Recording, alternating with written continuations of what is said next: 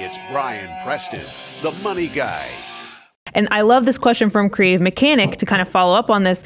What does the FOO, Financial Order of Operations, look like for those of us with a combined income of less than $50K a year right now? Mm-hmm. So more at the beginning of the journey. Are there any tips to maximize savings or to do the FOO in the best way with a lower income?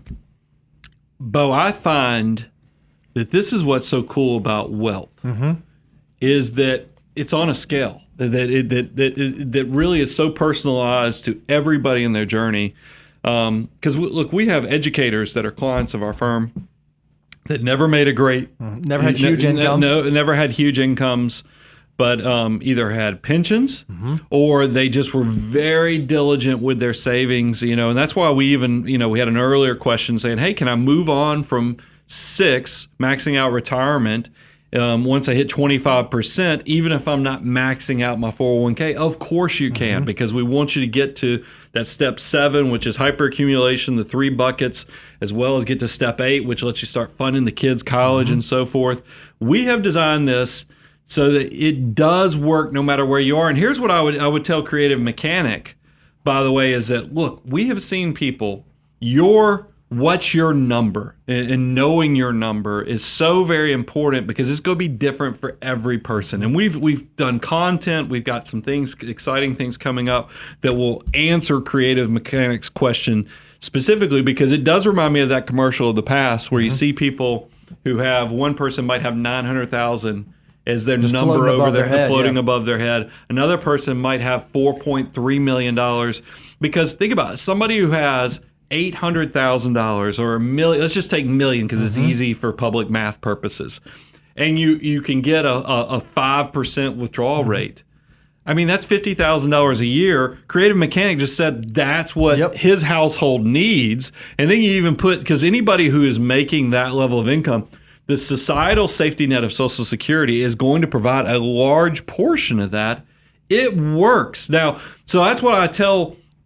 Do well with what you are blessed with and save it in a way that 15, 20, 25% that we 25% that we aspirationally always talk about will do the rest of the work for you. Now, if you're a person, I want to flip the script upside down, is that if you're somebody who makes $200,000 a year, because we had a question from a young person, and you're not saving the money, shame that you're not turning the blessing of that good income into actual resources that will provide for the future, provide for you to be generous. That's where I think I love the people like Creative Mechanic who don't make a ton of money but are very purposeful with every dollar in their army of dollars. I think what's really great about wealth is there's really 3 ingredients that it takes to build wealth. It takes discipline, it takes money, and it takes time. And those are sort of agnostic to where your income is. It doesn't matter if you have a high income. If you can be disciplined and you can save for the future and you give it enough time to grow, that little bit of money can turn into a lot of money. I'd encourage you, Creative, if you want to go to our website, go to moneyguy.com/resources and go look at our wealth multiplier. And what you can see is that even at an income of $50,000 for a household, if you can save 15, 20, 25% of that at today's age, go see what every one of those dollars can turn into by the time that you get to 65, and let that be motivation. We have a number of clients, just like Brian said, who have a couple $100,000 portfolio that they've built up over a career, and they're completely financially independent. They're able to do what they want, when they want, the way that they want. Then we have other folks who have millions of dollars saved up, and they're able to do that. Wealth is very much relative for your goals and your circumstances.